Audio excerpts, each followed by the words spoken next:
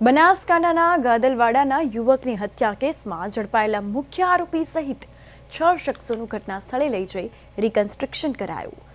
તો કેપલ હોટેલ નજીક aroma circle ખાતે રામદેવ હોટેલ ઘટના સ્થળે રિકન્સ્ટ્રક્શન કરાયું. રિકન્સ્ટ્રક્શન સ્થળે આરોપીઓને જોતા જ લોકોમાં ભારે આક્રોશ જોવા મળ્યો. પકડાયેલા મુખ્ય આરોપી લાલો ઉર્ફે ભાર્ગવ મંડોરા સહિતના આરોપીઓને કડક સજા કરવામાં આવી તેવી લોકોએ પણ માંગ કરી હતી. તો સ્થળ પર મોટી સંખ્યામાં લોકોના ટોળા ફરી વળ્યા ત્યારે લોકોના ટોળાને સંભાળવા અને તેમના આક્રોશને શાંત કરવા પોલીસને ભારે જહેમત ઉઠાવવી પડી. હાજર લોકોએ પોલીસ જિંદાબાદના નારા લગાવી પોલીસની કામગીરીને વખાણી હતી.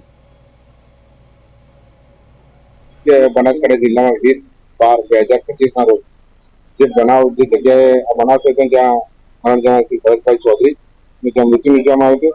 એવા જે રીઢા આરોપીઓ પર જ્યારે પોલામપુર પશ્ચિમમાં ગુનો દાખલ થયો હતો એ બાબતે એ લોકોને અરેસ્ટ કરીને 8 દિવસના રિમાન્ડ લેવામાં આવે છે. એ રિમાન્ડ અન્વયે ખાસ કરીને આજરોજ જે જગ્યાના જે રિકન્સ્ટ્રક્શન પંચનામું કે જ્યાં તેઓ ભેગા થયા અને જેમને ત્યાં કાવતરું કર્યું હોય અને ત્યાર પછી જે બનાવની જગ્યા ત્યાં લોકો આવ્યા છે તે રિકન્સ્ટ્રક્શન પંચનામું પોલીસ દ્વારા કરવામાં આવ્યું છે અને પૂરતો પોલીસ કાફલો બંદોબસ્ત સાથે કરવામાં આવ્યો છે. હજુ પણ આમાં ઊંડાણપૂર્વક તપાસ ચાલી રહી છે જે પાલનપુર પશ્ચિમ કે અંકુર દેસાઈ ચલાવી રહ્યા છે અને જે અન્વયે જે પણ કોઈ વિગતો હશે કે બીજા આરોપી હશે એ બાબતે આપણે માહિતગાર કરવા